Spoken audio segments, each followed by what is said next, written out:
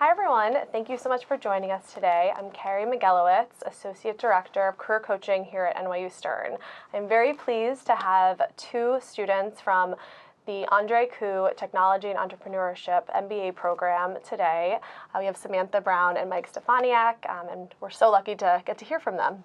So I guess just to kick things off, it would be great if you both could introduce yourself, tell us a little bit about, just your background in general, what you were doing before Stern, and why you decided to pursue the Tech MBA program. Sure. So yes, I'm Sam Brown. I actually grew up in Louisville, Kentucky, and I went to the University of Chicago. Right after school, I actually entered my career in executive recruiting. And I was in San Francisco in the tech industry, so I really got to see a lot of senior executives in different functions. I met some women in the operational space and realized that one day I wanted to be a COO in the tech space and have been pursuing that career dream ever since. First, I entered into Zenefits, which was a small startup at the time. It was an all-in-one HR platform, and we basically grew from 150 employees to 1,500 in a year. I had to move to Phoenix, Arizona, and open a new office. It was a truly startup experience. Saw a lot during that experience and realized that I wanted to get more into the healthcare space. So I ended up moving to Clover Health and did way more of the tech work there. So I worked a lot more with the engineers and the product managers and was able to really understand that side of things better. And basically, after Clover Health, wanted to get into more of a structured environment. I realized that both of those had been startup experiences where I had to rely so much on my own resourcefulness, and I wanted to understand how a well-oiled machine worked. So I decided to go back to school and look into an MBA program, and that's how I found Stern. And I specifically really wanted to stay in the tech space, and it's only a year-long program, so it was the perfect one for me. Yeah. Perfect. Great. And how about you, Mike? Sure. So I'm originally from Boston. I went to school at Tufts University and did my undergraduate degree in mechanical engineering. After an internship, I realized I didn't love mechanical engineering, but I actually really liked software engineering more, so I quickly pivoted into that. After undergrad, I worked at a finance company doing software development. I didn't love the culture, so I moved to a smaller advertising technology company, and I did software development there for 5 years. I eventually got to the point where I kind of fell out of love with actually writing the code and more so was interested in the problems that the business people were coming up with that they were asking the engineers to solve. So I knew I wanted to stay in a technology company, but move more to the business side of it. So I figured the MBA was a good way to do that. I know the technology industry changes fast, so a one-year program would be ideal. I found the Stern Tech MBA program and went in with the goal of switching from engineering into product management. Okay, great. Awesome. Very, very unique goals, and I think you both come in with very unique backgrounds, which is something that's very impressive in the Tech MBA program. So now kind of, thinking back on what your goals were to come to Stern, I know you both worked very hard in the recruiting process, so can you just share with the audience watching where you will be going post-graduation, which is coming up in, a month and a half from now, and kind of what you're most excited about? I know, it's flown by. Yeah, I feel like you guys just started. Yeah. So I'll start. I am going to go to Microsoft after school. The actual role itself is called TSP. It's Technology Solutions Professional. And so it's on the sales team. And I'm specifically in the healthcare vertical working on one specific product. We don't really know what product it'll be until we get there. But I'm kind of the liaison between the clients that will be in New York in the healthcare space and the product team in Seattle. So I'm really excited about the opportunity. I didn't think I would end up in a sales role actually coming in, but it's very much consultative sales, and it's a way for me to use my people skills and the things that I've learned from business school on more of like the selling side and people side, and mixed with the tech skills that we've learned here too and that I have in my background. So I'm really excited about the role, and we'll be starting in July. Great. And is that here in New York or Seattle? It's in New York, yes. New York. Yes. Great. Yeah, because I know we have a lot of students over the years who have got into the program, both here in New York and both Seattle. So, Yeah. great. And Mike, where will you be heading? Yeah, so I'll be moving out to the West Coast to Seattle to work for Amazon as a technical product manager. So I met that goal coming in of wanting to go into product management, and I'm really excited to go to Amazon. I think product management specifically for me, a lot of times you hear it's kind of the mini CEO in a company. You're kind of at that intersection of engineering, strategy, marketing, sometimes even finance. So it's a fast-paced company. They move really fast. It's going to be a fast-paced role. So I'm very excited to get started. Amazon, when they hire out of MBA programs, they hire generalists. So I actually don't know what team I'll be on yet. I think around a month before I start, which is in July, they kind of match up what my interests and skills are with business needs, and I'll find out what team I get on there. I think specifically with Amazon, they like to make a point to say that it's pretty easy to move around within the company, so it's not super important what your first role is, just to never stop networking when you get there, and it's pretty easy to move around within the company. Yeah, I know Amazon is one of the companies that we have, I think, almost 300 alumni there, and many of them have moved to different roles since they've been there, which is a great, piece that, why they attract a lot of talent too. All right, so you already know where you're going, which is, crazy to think back so far. But if we look back to, when you first started the program, our office, we started to work with you actually even in the spring before you started, and then early on over the summer. So if you think back to kind of what you did to really explore the different opportunities out there, whether you took advantage of different resources. I know you did a lot of company visits over the summer. Can you speak to maybe what stands out to you on some of the resources or opportunities that you took advantage of to find out about what opportunities were out there? Sure, Yeah. I can start with this one. So I think one of the best parts of the summer program is on Fridays. It's called Immersion, and we visited a different company each Friday in New York. So companies like Google, Uber, venture capital firms, to hear a lot about startups themselves. So you really get a feel for what the culture at different companies are like. You can read about as much as you want online, but it's hard to really get a feel for a company until you visit, hear from Stern MBA alums working there. And I thought that was really helpful to, I was coming from a much smaller company. I didn't really know a lot about big tech necessarily, but visiting those companies really gave me kind of an insider feel for what it might be like to working there, and I found that super useful. Yeah, I completely agree.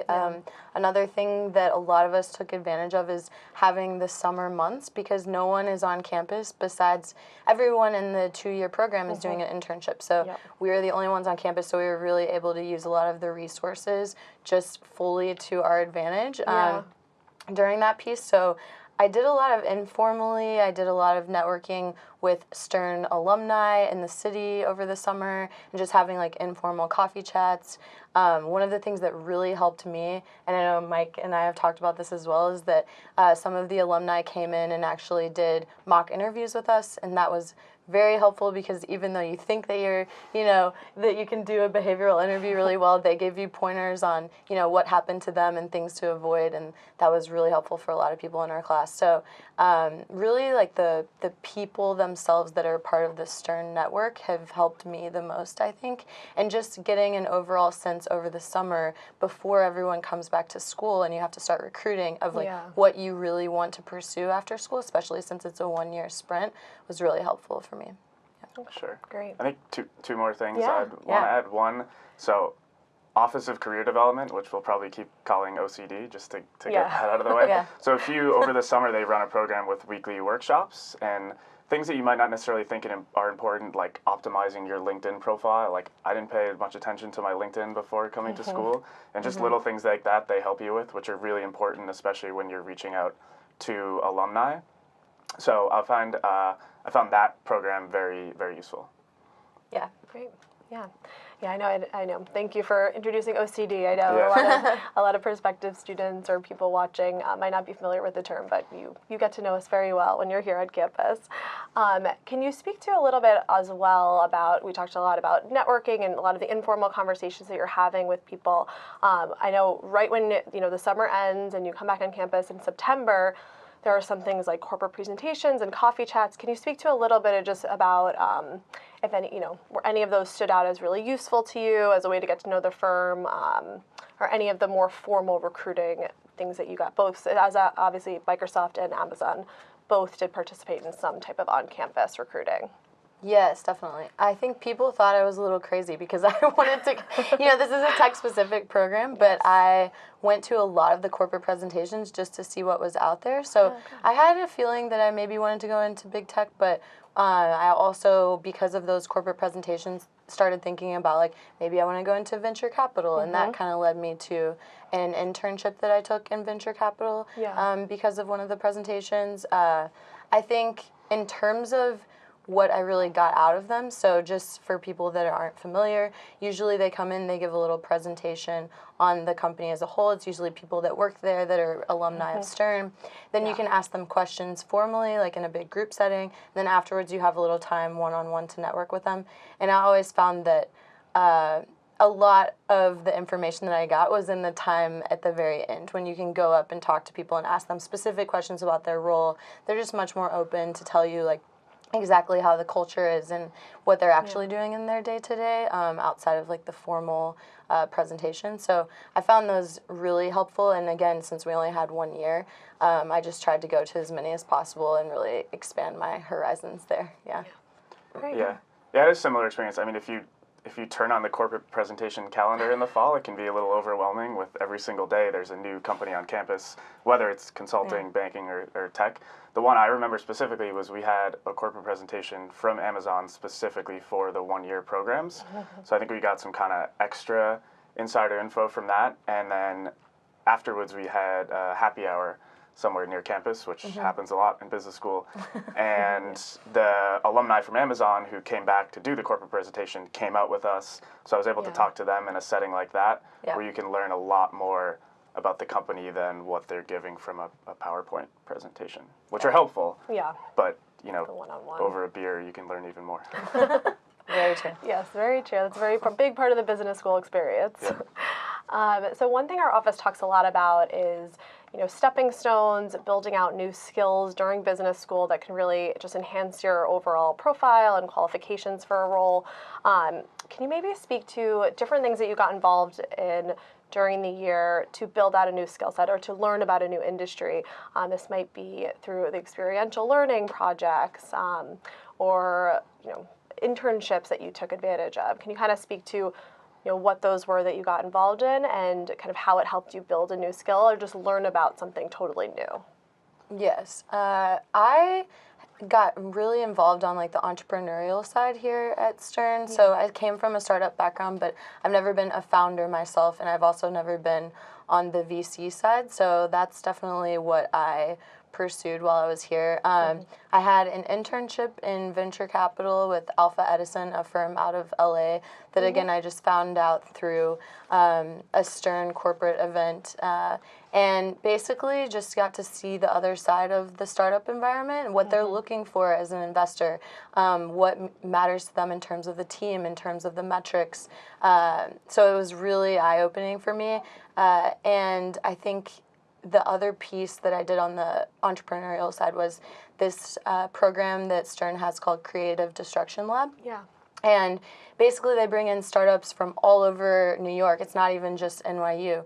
And they are counseling them every single quarter. They counsel them every week, but they have events every single quarter where they bring in investors from all over the nation, and they actually help them through, okay, what do you need to do to get to the next step here? And it was extremely eye-opening because I got to see a lot of those investors, talk to them about their decision-making.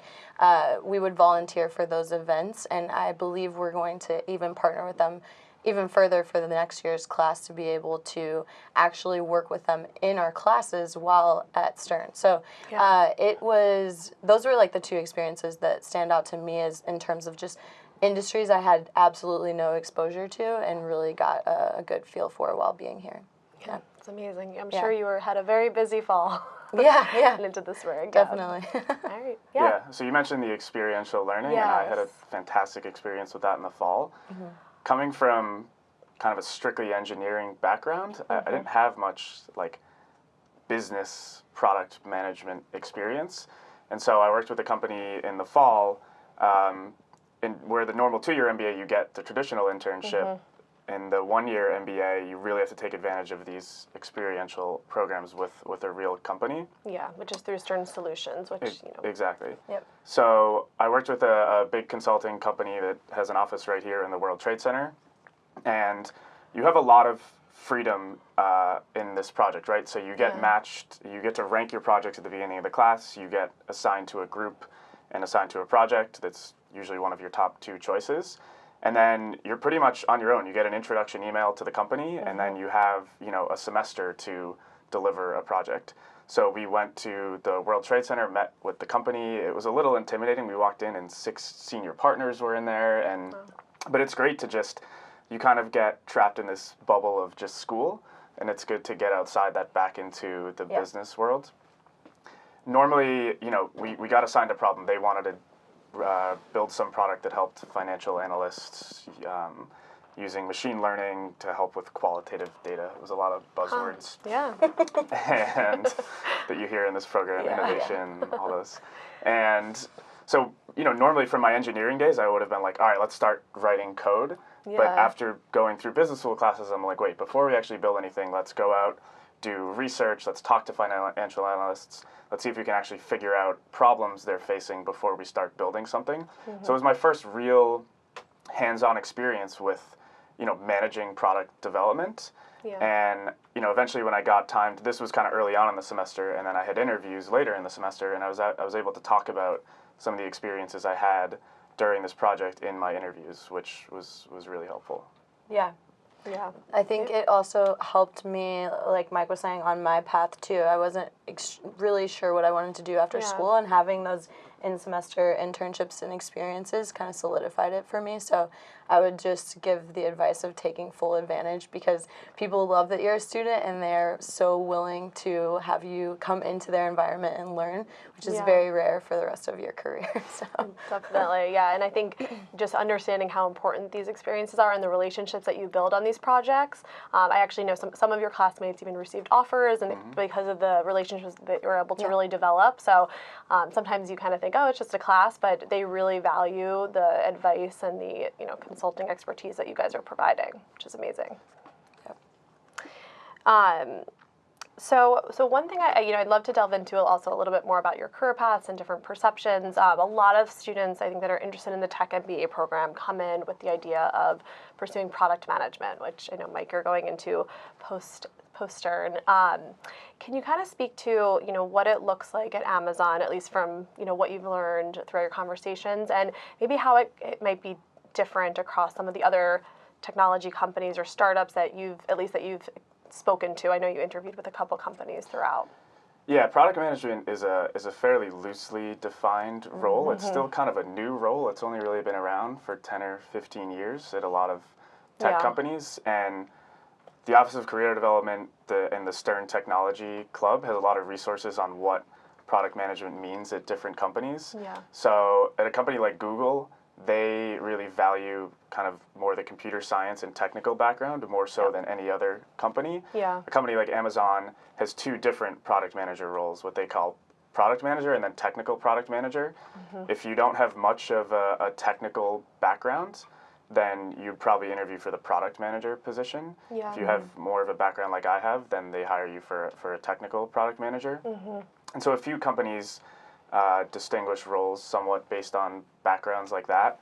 As far as what product management means at different companies, I mean, I'm sure I'd be able to speak more to that once I'm at Amazon for a couple months, but from what I've heard from talking to alumni is you're really, when you start at Amazon, you kind of just get thrown in. They really value ownership there. If you are thinking about interviewing at Amazon, read their leadership principles. They really care about them, maybe too much. But one of them is ownership, right? So they don't, you graduated with this MBA, you're not going to go there and get 6 months of training. you know, you might get a week of training and they're going to expect you to be able to, you know, own a product and manage a team of engineers and deal with, you know, executives. So definitely the MBA has helped me, I think, prepare for that. You know, on the job, I'm sure it'll change. But yeah, I think at Amazon, product management is a very like highly viewed role from management. Yeah, definitely. Yeah, and Sam, I know you got very involved in, you know, working with startups and on the entrepreneurship side. I know a lot of your classmates are actually even starting their own business or at least exploring that route while they're here. Can you speak to a little bit more of the opportunities that are available for people looking into entrepreneurship? I know you also did the Insight Fellow, so you know, you've taken advantage, but from you know, people interested in entrepreneurship. Yes, for the brave souls that are interested in entrepreneurship. Yeah. Yes, so for Insight in particular, Insight Fellows is basically a program between NYU, Cornell Tech, and Columbia students. And it doesn't just have to be MBA students. So we've met a lot of people that are, for example, doing their PhDs. So we bring together a lot of business professionals that are in school. And basically we work with startups in the New York community. I was assigned in particular the first semester to VR World, so it's a virtual reality world, really small team, just like in Midtown New York. That, you know, picture people putting like goggles on and being in their own world and playing games. Really cool space, and they basically wanted to design some type of model where that would get more people in during the weekdays. And so we created this like intramural sports type of model that they're using now, that actually got them a sponsorship really recently because of it. So we actually were able to like develop tangible goals for them and metrics that they could use to in their next stages. And they're opening up a new building right next door next month. So those relationships that we were able to develop while we were here were really great, and I worked with people from all different schools to do so. So I think in terms of the entrepreneurship space, there's a ton at NYU, but also outside of it that you can really take advantage of. And hopefully I will do that entrepreneurship route at some point in my career as well, and have more of a background in how to be successful. Yeah, which is great because now at least you know the ins and outs of kind of what it takes to make a startup successful and how to help them too. Yeah. So, so could you maybe speak, I know you guys have such a close cohort, the 31 of you, for people who, you know, a lot of people came in wanting to do product management, some people wanted to start their own business. Have you seen anyone go into different paths or different career opportunities that, you know, it would be good to highlight across the board? Yeah, I mean, a lot of people do come in with the goals of product management, and some of us certainly are going into that, but the backgrounds of our class are so diverse. Like, I probably have the most technical background of anybody in the class, but it goes for me all the way to somebody who was in the music business before and everything in between. So, you know, some people are going more into analytics type roles at companies like IBM, for example. Yeah. I think some people are more interested in working internationally. So I think one girl in our class is working for Didi, the China version of Uber, and she's working in South America. Yeah, so people are getting all kinds of roles, different places, different roles at tech companies. We have people that are interested in more like educational tech. One person that's maybe even going to be a principal in a school system in New York. There is another person in our class that's going into more of tech consulting at PwC. So, you know, like Mike said, just depending on your background and what you wanted to pursue after school, I mean, it's pretty limitless. We have people going into so many different industries, and I'm really excited to see what this class does like 20 years from now. I am really excited about the network that we've started, and then also for the new incoming MBAs, the tech MBAs, like seeing where that they will end up as well. Yeah. It's great. I know it's nice to see. It's very, and I know our office works to really delve into kind of what each student wants to do, because we have people interested in ed tech and health tech, and it really goes across the board, consulting. So it was a unique thing to see how you all kind of work together to help each other with your career goals, but it's great to see the diversity in that.